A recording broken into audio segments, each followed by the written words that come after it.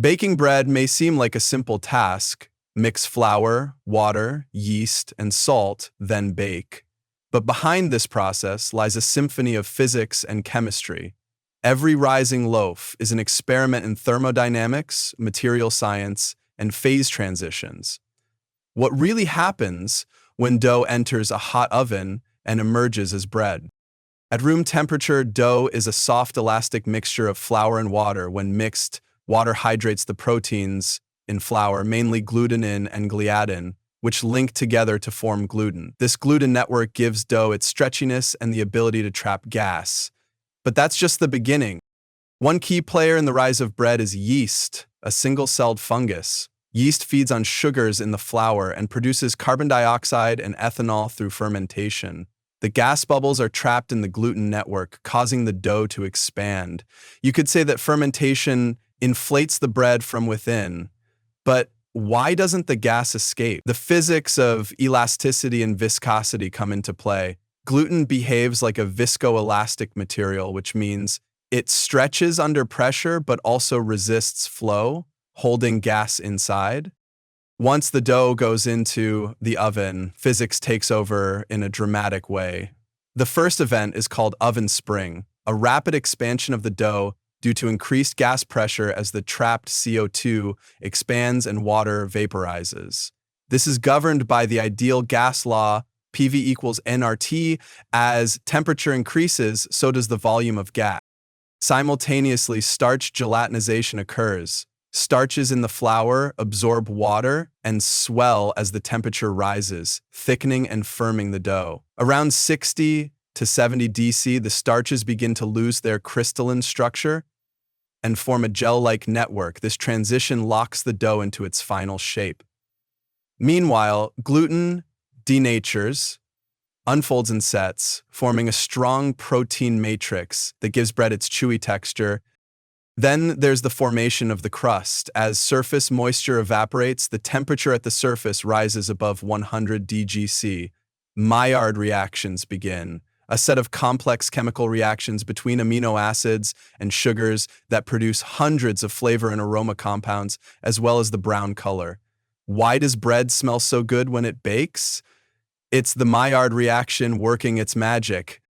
Steam also plays a major role. Professional bakers often inject steam into the oven at the beginning of baking. Why? It delays crust formation, allowing the bread to expand more.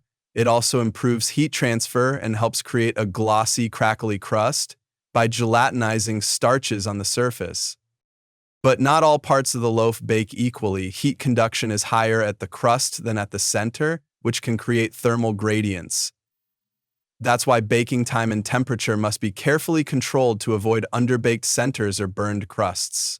Thermocouples are sometimes used in research bakeries to measure internal dough temperature during baking. Another interesting phenomenon is thermal expansion mismatch. The outer layers of the dough heat and solidify faster than the center, sometimes leading to cracks or uneven crust patterns. This effect can be controlled through shaping techniques and scoring the dough surface before baking, which directs expansion and adds aesthetic value. So, baking is not just about recipes. It's a beautifully orchestrated process involving gas laws, heat transfer, polymer science, and chemical kinetics. Want better bread? Try adjusting hydration, temperature, or baking time and observe the changes. Just like in a physics lab.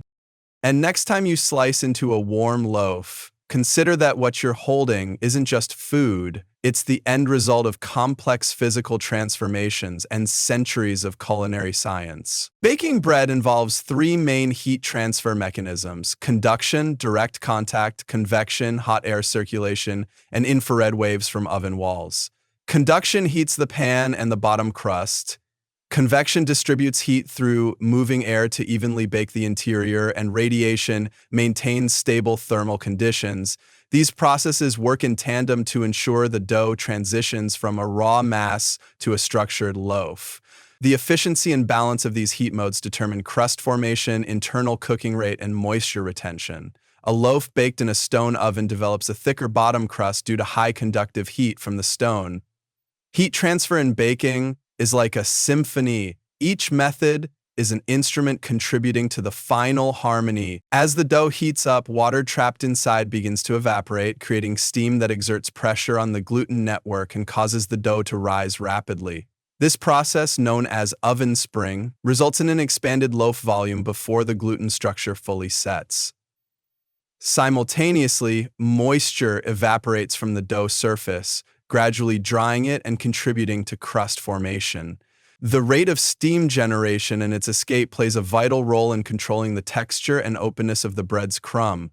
Steam-injected ovens produce glossy, airy baguettes by delaying crust formation and enhancing oven spring. Steam in bread acts like a natural balloon pump, inflating the dough from the inside out. Starch in flour begins to gelatinize when heated to around 60 to 70 degc, a process where starch granules absorb water, swell, and form a viscous network. This transformation is crucial for solidifying the internal crumb structure, giving bread its soft and slightly moist interior. Gelatinized starches also retain moisture, preventing bread from drying out too quickly after baking. The extent of gelatinization directly affects the mouthfeel, sliceability, and storage life of the final product. Bread with a gummy center often indicates under-gelatinized starch due to insufficient baking. Starch molecules are like dry sponges that, once heated, absorb water and lock in structure. Proteins in wheat flour, primarily glutinin and gliadin, form gluten when hydrated and kneaded, creating an elastic network. During baking, this protein network undergoes denaturation at approximately 70 to 85 DRC, where the proteins unfold and relink into a firm supportive matrix. This structural setting traps steam and carbon dioxide, helping the bread maintain its expanded shape after gas production stops. The balance between gluten strength and heat exposure determines crumb texture and loaf stability. Artisan sourdoughs rely on well-developed gluten networks to support open, airy crumb structure. Gluten during baking behaves like setting concrete, flexible at first, then rigid and load-bearing. The Maillard reaction begins at surface temperatures above 140 DRC, where reducing sugars and amino acids react to form hundreds of flavorful and aromatic compounds. This browning reaction not only gives bread its distinctive crust color, but also enhances its taste and smell profile. The reaction is highly temperature and moisture dependent, occurring predominantly in low-moisture outer layers of the loaf. This process contributes significantly to consumer appeal and sensory experience. The deep, caramelized flavor of rye bread crust is due to enhanced Maillard reactions from added sugars. The Maillard reaction is like flame roasting coffee beans. Intense heat creates complexity and depth. Yeast fermentation produces carbon dioxide, which forms small bubbles in the dough before baking. As the dough enters the oven and temperature rises, these gas bubbles expand rapidly, causing a quick rise known as oven spring. This expansion is aided by the increased solubility of gas in warming liquids and the plasticity of unset gluten. Once the internal temperature reaches 50-60 DSC, yeast activity ceases and the structural integrity of the bread is locked in by protein denaturation. The tall, domed top of sandwich bread is a result of well-managed oven spring during early baking. Oven spring is like a soap bubble inflating from gentle heat, big and airy, until the film hardens. As baking progresses, the surface of the dough loses water through evaporation, forming a dry layer that hardens into the crust. This crust acts as a heat shield and moisture barrier, concentrating heat internally and preserving the softness of the crumb. The crust also continues to brown through Maillard reactions and caramelization of sugars, contributing to both texture and flavor. The thickness and crispness of the crust can be influenced by baking time, humidity, and airflow. A longer bake time at lower humidity produces thick, crackly crusts in artisan loaves. Crust formation is like glazing pottery. Outer layers solidify first and seal what's inside. During fermentation and early baking, enzymes such as amylases break down complex starches into simpler sugars like maltose. These sugars serve as food for yeast and fuel for browning reactions during baking. The enzymatic activity is sensitive to temperature and pH, and it enhances both dough handling and final flavor. Without these enzymatic conversions, bread would be pale, flavorless, and less nutritious. Diastatic malt flour is often added to boost enzyme activity in commercial baking. Enzymes are like quiet chefs in the dough, preparing ingredients before the heat does its work. After baking, bread must be allowed to cool gradually to allow moisture to redistribute from the interior to the crust.